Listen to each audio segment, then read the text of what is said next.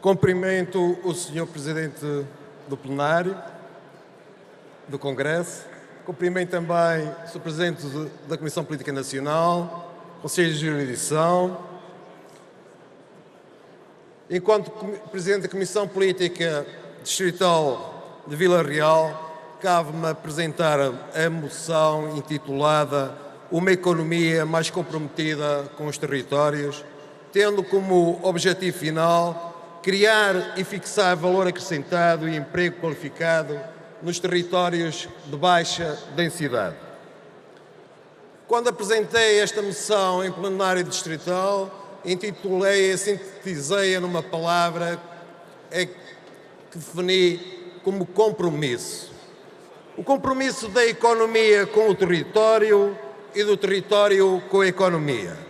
Uma interação, uma simbiose com mais valias recíprocas, com mais criação de riqueza, quer nos territórios de baixa densidade, que são 2/3 do país, quer no país, em síntese, a efetivação de um compromisso em que todos saímos favorecidos, em que todos ganhamos. Um casamento perfeito. Esta sintética apresentação divido-a em 3 partes. A primeira relativa ao território de Trás-os-Montes e Alto Douro e, por analogia, ou melhor, por verticalização aos territórios do interior do país, territórios de baixa densidade. A segunda parte de caráter político-partidário e político-institucional e a última, a terceira, com a identificação de propostas concretas em 5 âmbitos distintos. Todas estas partes têm um título comum: coragem. Nesta primeira parte, convido todos os senhores congressistas a iniciarem comigo uma viagem ao reino maravilhoso de Trás-os-Montes e Alto Douro. Só não vos peço para descontraírem e fecharem os olhos, porque esta viagem não é descritiva das nossas águas cristalinas, das bucólicas paisagens ou da bravura das gentes que aqui construiu a nossa história. Eu sei que Vossas Excelências não são socialistas, também espero que por isso não fechem os olhos e muito menos adormeçam. Esta viagem é sobre a socioeconomia traduzidos nos dados estatísticos deste território e da perseverança dos que aqui permanecem. Trás-os-Montes e Alto Douro. 3 cimes: Douro, Altâmega e terras de Trás-os-Montes, das 8 cimes ou nudes da região norte. O território tem uma área de 12.500 km², que equivale muito proximamente a 60% da região norte. Nesse 60% do território da região norte, temos 11% dessa população. Como estávamos a ver, temos que falar muito alto para o vizinho nos ouvir, temos que gritar e muito para sermos ouvidos no Porto. Agora imaginem o que será necessário para a nossa voz chegar a Lisboa. Mas sabendo que o barulho que os carros fazem naquelas ruas da capital, todas buracadas, permitam-me à parte, parece que António Costa deixou e até promoveu a degradação geral de Lisboa, justificando que os turistas gostavam mais e mais facilmente pagariam o euro para continuar a capitalizar e investir na degradação. Não resisto em comunicar-vos que no Conselho que sou natural, residente e atualmente Presidente de Câmara, Vila Pouca da Guiana, em 2013 teve uma taxa de natalidade de 3,6 e de mortalidade muito perto dos 15 por 1000 habitantes. Ou seja, são praticamente necessários 5 anos de nascimentos por cada ano de óbitos. Esta realidade, mais número, menos número, à direita da vírgula, é transversal ao interior norte e vertical ao interior do país. O poder de compra per capita nestas 3 cimes é de 75, considerando o valor 100 para o país. 30 pontos percentuais abaixo da região metropolitana do Porto. Temos as autoestradas mais caras do país, A7 e A24. 98,5% das empresas da região têm menos de 10 trabalhadores. 1,7 trabalhadores por empresa em termos médios, metade da média da região Norte. No sistema de incentivos a instrumentos financeiros no Norte 2020, num total de 1.426 projetos aprovados na região Norte, 75 são de Trás-os-Montes e Alto Douro. Corresponde um apoio do Programa Operacional de 17 milhões de euros, num total superior a 263 milhões de euros. Desenganem-se, no entanto, os senhores congressistas que poderão estar a pensar que esta enumeração estatística pretende ou tem como objetivo um apelo solidário à função corretora e distribuidora do Estado, muito menos um baixar de braços. Pelo contrário, pretendemos uma nova visão de coesão territorial que privilegia a redução das assimetrias pela via da criação de riqueza e valor em cada território da baixa densidade, mas com elevado potencial. Garantir um maior compromisso da economia com os territórios e dos territórios com a economia, com o reforço do contributo das empresas e atividades produtivas locais na criação e fixação de riqueza e emprego, nomeadamente na agricultura, na floresta, nas indústrias extrativas, no turismo rural, cultural e natureza, nos serviços ambientais e economia verde. O que está em causa é a integração destes territórios nas dinâmicas nos processos de desenvolvimento económico nacional, garantindo a sua mobilização para um crescimento mais verde, mais inteligente, mais sustentável e mais inclusivo, tal como o PSD defende para o país. A segunda parte desta apresentação intitula também de coragem. Coragem político-partidária e político-institucional fundamentam com a audácia de que o PSD, após o último Congresso, aprovou no Conselho Nacional de 21 de setembro de 2014, realizado em Ancião, um documento orientador e programático intitulado Territórios de Baixa Densidade, Territórios de Elevado Potencial.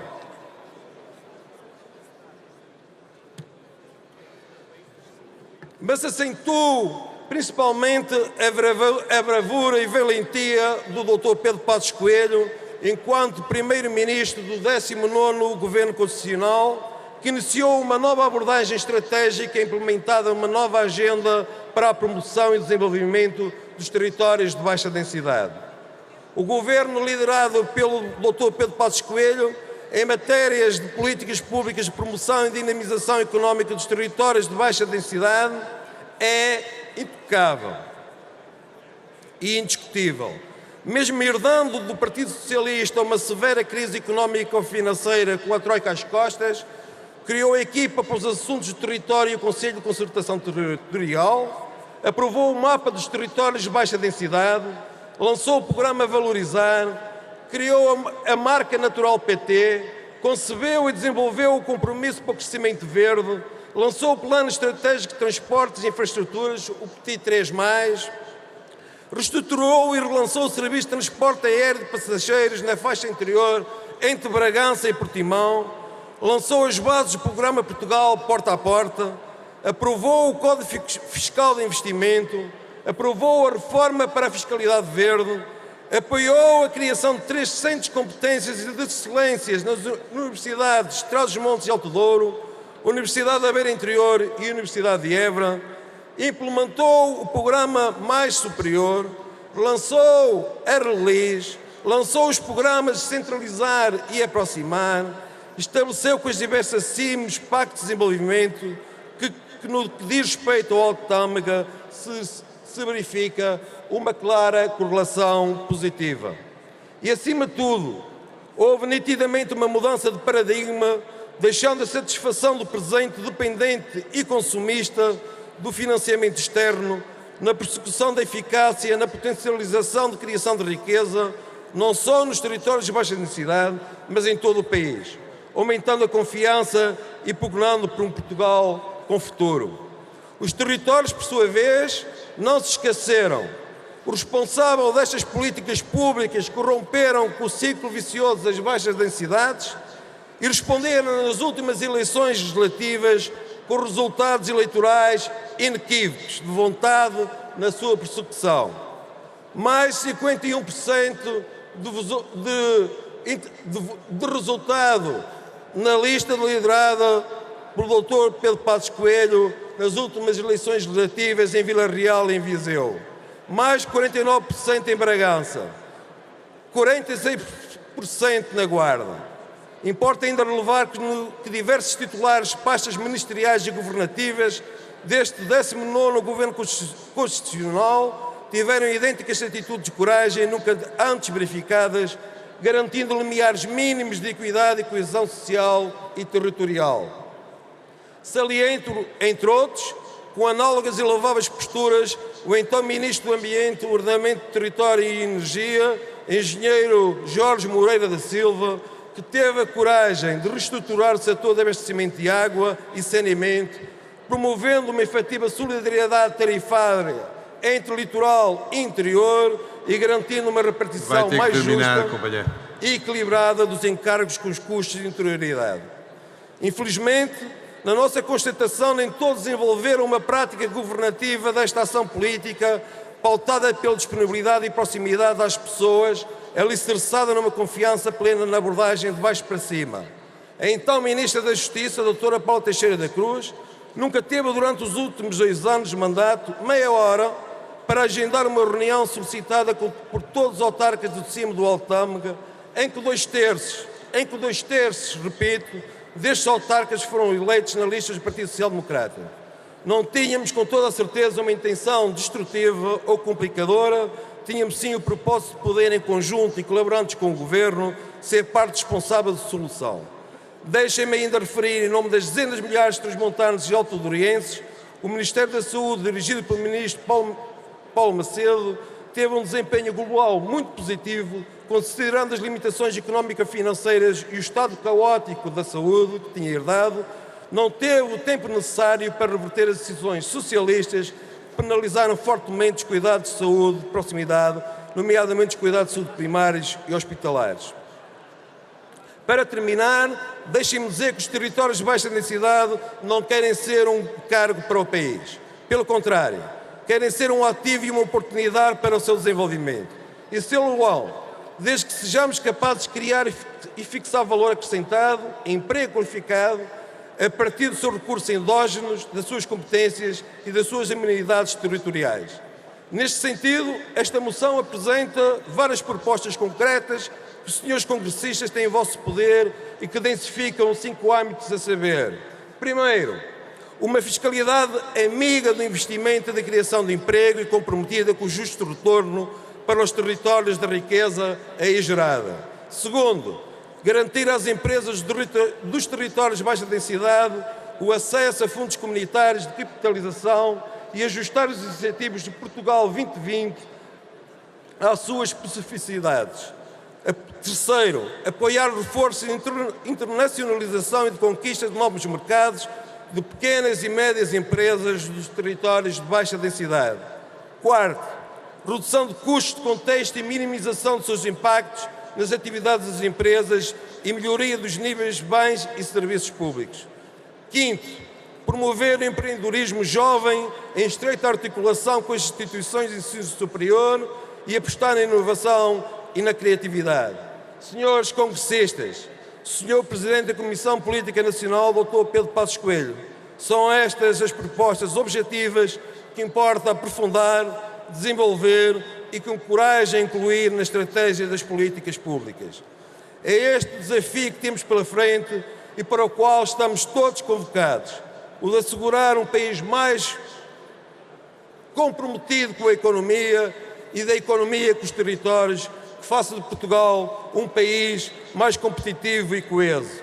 Confiamos no PSD, acreditamos em Portugal. Muito obrigado.